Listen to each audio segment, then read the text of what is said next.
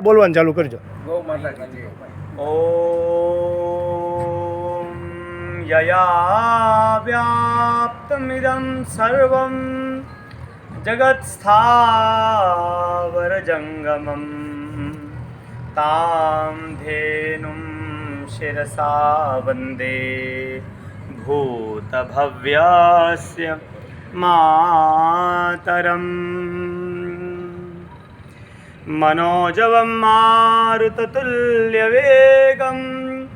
जितेन्द्रियं बुद्धिमतां वरिष्ठं वातात्मजं वानरयूथमुख्यं श्रीरामदूतं शरणं प्रपद्ये। जय श्रीमन्नारायण, जय सिया राम। राधे राधे। રાધે રાધે. जय गौ माता, जय गौ माता। हम सबका ये परम सौभाग्य है कि हमें भारत भूमि में, इस धरती माता पर भारत भूमि में जन्म लेने का सौभाग्य प्राप्त हुआ है। इस भारत भूमि को प्राप्त करने के लिए देवगण कई वर्षों तक, कई हजार लाख करोड़ों वर्षों तक भगवान से प्रार्थना करते हैं। ભાઈ આમ થોડું હાલે. कभी ऐसा समय आए कि हम भी कभी इस भारतवर्ष में जन्म लें और ठाकुर जी की सेवा, गौ माता की सेवा, साधु वैष्णवों की सेवा, भक्तों की सेवा हम भी कर सकें। तो ये कौन चाहता है? देवता। एतदेव ही देवा गायन्ति अहो अमीशाम किमकार शोभनम प्रसन्न येषाम। प्रसन्न हुए हैं श्रुत स्वयं हरि ही येर जन्म लब्धम शुभारताजिने। इस भारत भूमि में जिन लोगों ने जन्म लिया है वो धन्य धन्य है, क्योंकि यहाँ पर ही भगवान की कथा सुधा पगा। भगवान की कथा का जो दिव्य अमृत है, गंगा धारा है, कथा की अमृत धारा यही बहती है इसी भारत भूमि में। और इस भारत भूमि में धन्य है महाराज उत्पन्ना द्रविड़ेशा हम वृद्धिम कर्नाटके गता क्वचिन क्वचिन महाराष्ट्रे गुर्जरे जीर्णतांगता। ये गुर्जर प्रांत, ये गुजरात की भूमि धन्य है, जहाँ पर महाराज गौ माता का पालन करने वाले हमारे जो ऐसे वैष्णव हैं, साधु हैं, और उनमें भी शिरोमणि हमारे डोंगरे जी बापा डोंगरे जी महाराज हुए, और श्री स्वामी बापा सीताराम जी महाराज, बजरंगदास जी महाराज हुए। ऐसे ही हमारे रमेश भाई ओझा और कितने बड़े बड़े संत यहाँ गुजरात की भूमि में हुए। और ऐसे ही हमारे मुरारी बापू परम पूज्य, हमारे परम संत और परम तपस्वी, परम प्रिय, सभी के परम प्रिय, बिल्कुल सरल सरस महापुरुष, सत्य प्रेम करुणा के अवतार हमारे परम पूज्य बापूजी महाराज, जिनका जन्म गुजरात के भावनगर में महुआ के अंतर्गत तलगा जरडा गाँव में हुआ। मुझे यहाँ 2 बार पहले भी आने का सौभाग्य मिला। तो बापू की ऐसी कृपा इस बार हुई कि बरसाना में जब कथा हुई, मैं मूलतः तो हमारा शरीर तो हिमाचल का है, पर हम रहते हैं बरसाना में, वृंदावन। तो बरसाना में जब कथा में हम रोज़ आते हैं ना भक्त भाई, तो वहाँ बापू हमें रोज़ निहारते और बोलते तलगा जड़ना आना। तो तलगा जड़ना आना हमको बार बार ऐसा छू गया कि तलगा जड़ा आप जाके आएंगे। तो तलगा जड़ा पहुँच गए, बापू ने पहुँचा दिया। और आप सभी साधु वैष्णव भाई जो है, यहाँ आपका समाज जुड़ा है, भरत भाई हैं, आप मंत्री हैं, महामंत्री हैं, और आप उपमंत्री हैं भरत भाई।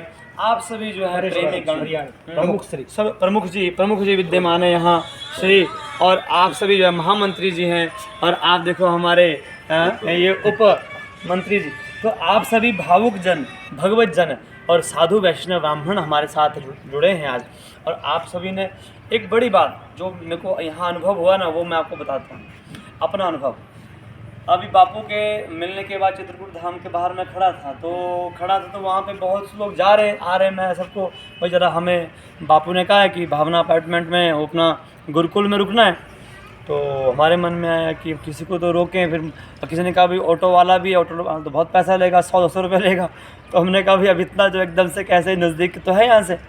तो हमको जो है हमारे भरत भाई ने देखा, और भरत भाई हमारे उपमंत्री हैं वैष्णव साधु समाज के, युवा संगठन महुआ के, और इतना अच्छा स्वभाव ये आए, ये साधु प्रेमी हैं, साधु भक्त हैं।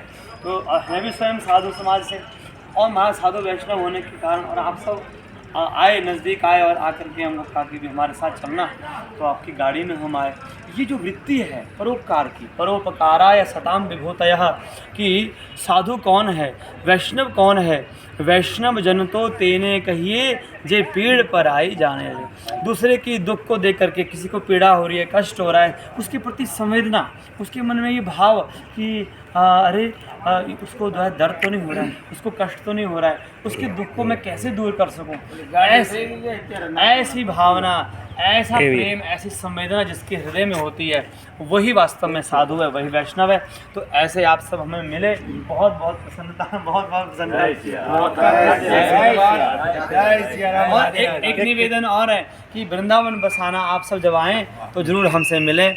आपका ये, आप अपने भाई समझें, अपना बापू समझें, अपना मित्र समझें, अपना गुरु समझें, जो भी समझें, अपना प्रेम के साथ जो है आप सभी को जो है स्वागत है। आप आएँ, जब भी आएँ तो ज़रूर फ़ोन करें, बात करें, और आकर के जो है आप आगे आए ना, आप दिखाएंगे। तो ये जो है गौ माता हमारा विद्यमान है। हमें एक और पीड़ा भी है मन में हमारे, तीस है पीड़ा। ये है, हमें चाहते हैं कि हमारे भारतवर्ष में कहीं पर भी गौ माता सड़क में ना दिखाई दे। घर घर में गौ माता हो तो घर घर में बच्चे देसी गौ माता का दूध पिएं, शुद्ध दूध पिएं, A1 क्वालिटी का दूध पिएं। ये भैंस का, जर्सी का दूध ना पिएं। इसको पीने से हमारे शरीर में कितने रोग, कितनी अशांति हमारे जीवन में आ गई है। क्यों? क्योंकि हम देसी गौ माता से दूर हो गए हैं। जिसके कंधे के ऊपर ऐसा ककुद बना होता है, ऐसा ककुद बना होता है, शिवलिंग बना होता है, वो देसी गौ माता है। चाहे वो आप हिमाचल जाओ, जम्मू कश्मीर, वहाँ आपको छोटा मिलेगा, पर मिलेगा, ये मिलेगा। तो जिसके ये नहीं होता वो गाय नहीं है, वो जर्सी है, वो हॉस्टन है।